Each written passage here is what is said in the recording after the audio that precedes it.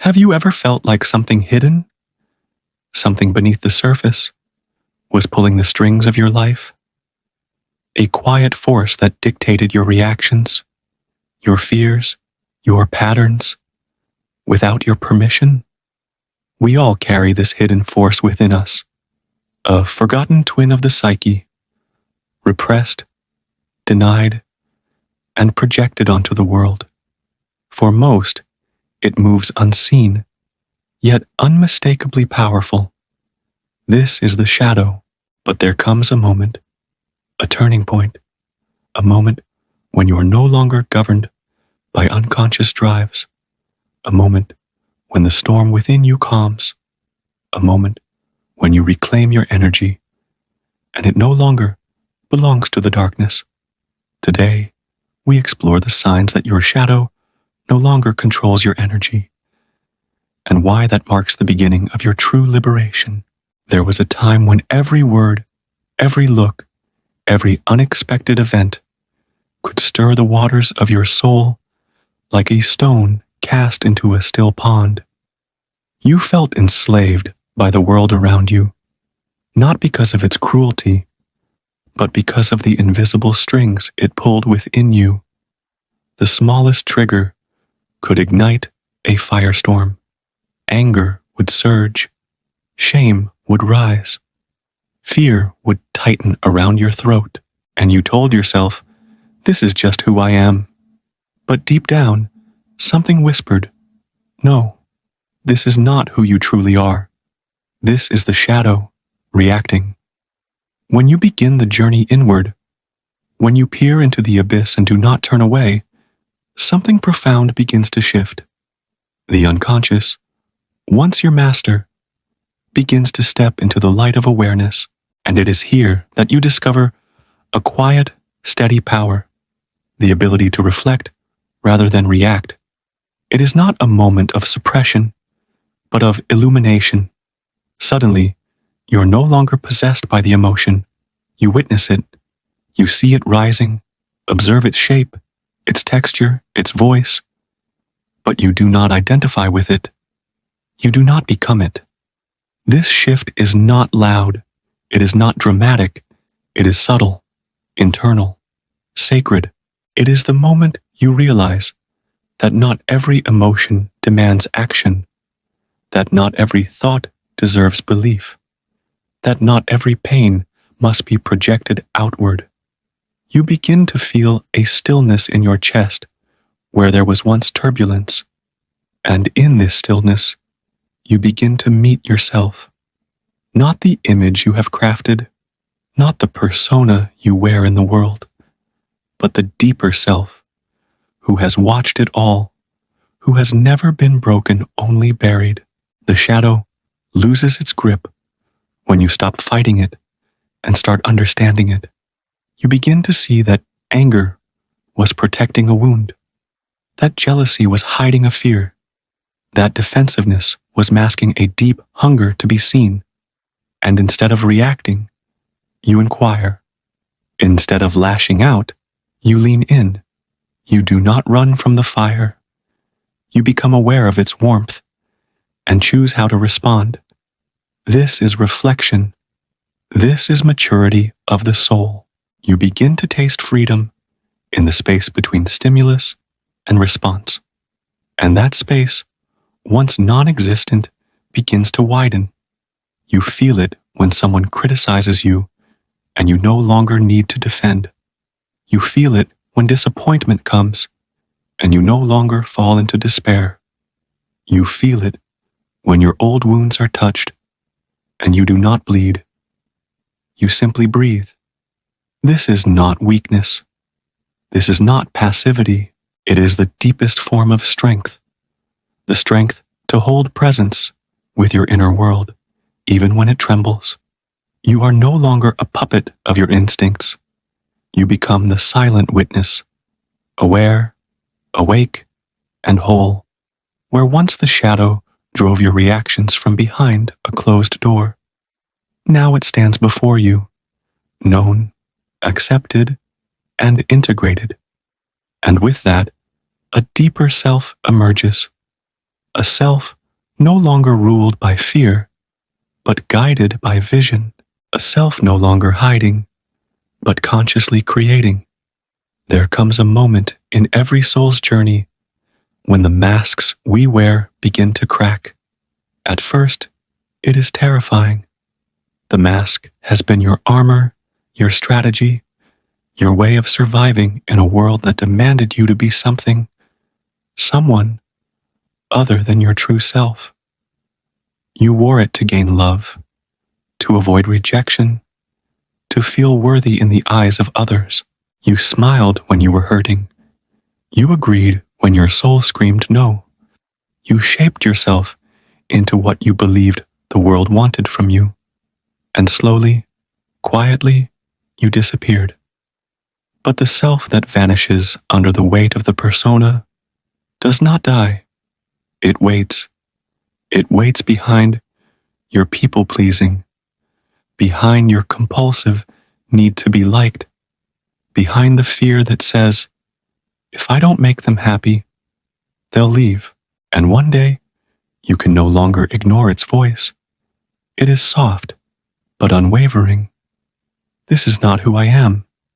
To stop needing to please the world is not an act of rebellion. It is an act of reclamation. It means you have turned inward and begun to find something more precious than approval, authenticity. It means you have stopped negotiating your value through the reactions of others. You no longer measure your worth by how many people applaud you. You begin to feel at home in your own presence. You begin to live in alignment with your inner truth, even when it is inconvenient, even when it disrupts the expectations of others. This shift is not loud, but it is seismic. You stop explaining yourself. You stop apologizing for your existence. You stop bending to fit into spaces that were never meant to hold your fullness. And with every no that you say to the world, you say a deeper yes to yourself. This is how the shadow loosens its hold, not by being denied, but by being seen. Because beneath every urge to please, there is fear. Fear of abandonment, fear of being unworthy, fear of being unlovable. When you stop running from that fear and instead meet it with compassion, it begins to dissolve. You see it for what it is. A story born in childhood, a defense that once protected you, but now imprisons you. And what remains when the need to please fades is something real. A self not constructed by culture, but discovered in solitude. You find that your truth may not be liked, but it is yours. Your path may not be understood, but it is honest. You stop performing and start living. You stop seeking mirrors and start being a light. Others may not always approve, but the cost of their approval is too high. It is your soul, and that is a price you no longer wish to pay. To stop pleasing the world is not arrogance. It is the return of your dignity. It is the end of self-betrayal and the beginning of self-respect. You no longer live to be chosen. You choose yourself. You no longer beg for permission. You become the authority of your own life. And in that sacred return to self, you remember who you were before the world told you who to be. There is a moment, after the long and painful confrontation with the shadow, when something unexpected begins to stir. Not darkness, not fear, but energy.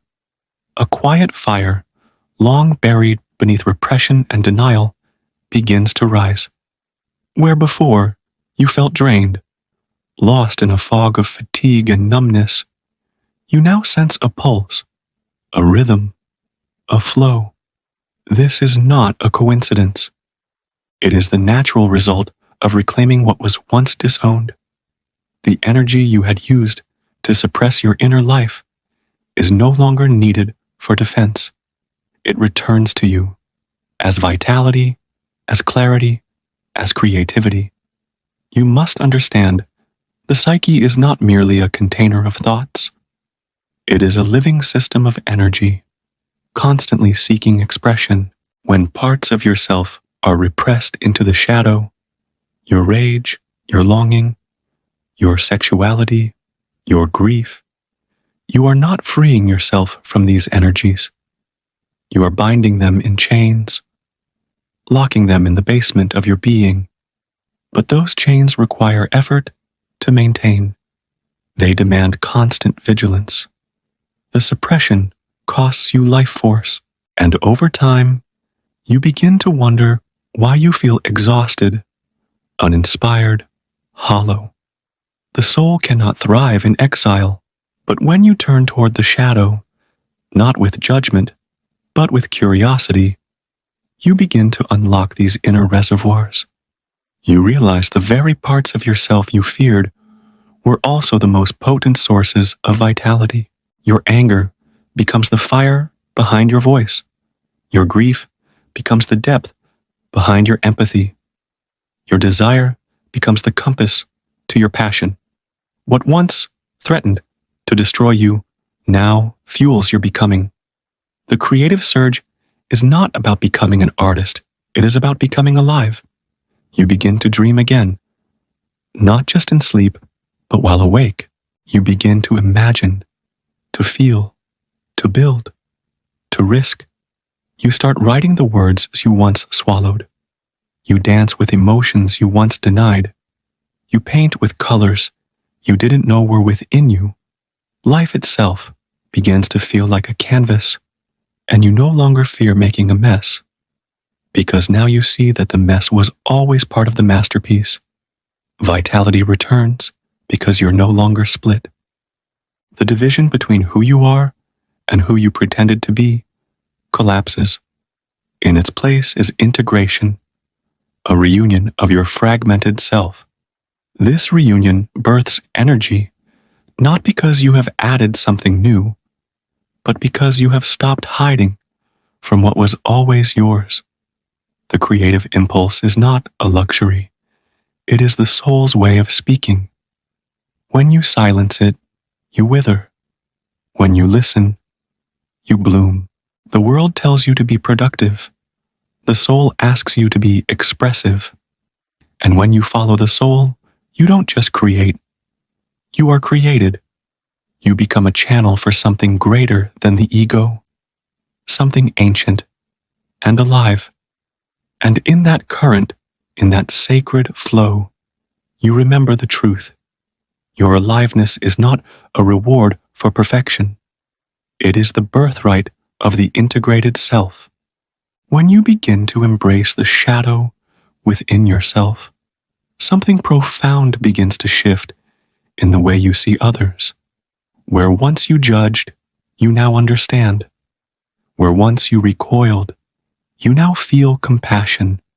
The very traits that once provoked you in others, their arrogance, their neediness, their anger, their sorrow, no longer ignite a war inside you.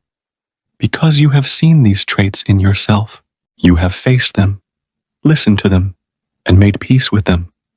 And that inner peace radiates outward. This is not weakness or sentimentality. It is psychological maturity. You no longer need to split the world into good and evil, us and them, worthy and unworthy. You realize that the line dividing light and darkness does not run between people. It runs through every human heart. You see in others what you once denied in yourself. And instead of attacking or retreating, you offer presence. You offer the one thing you had to offer yourself first: acceptance. This is the alchemy of shadow work.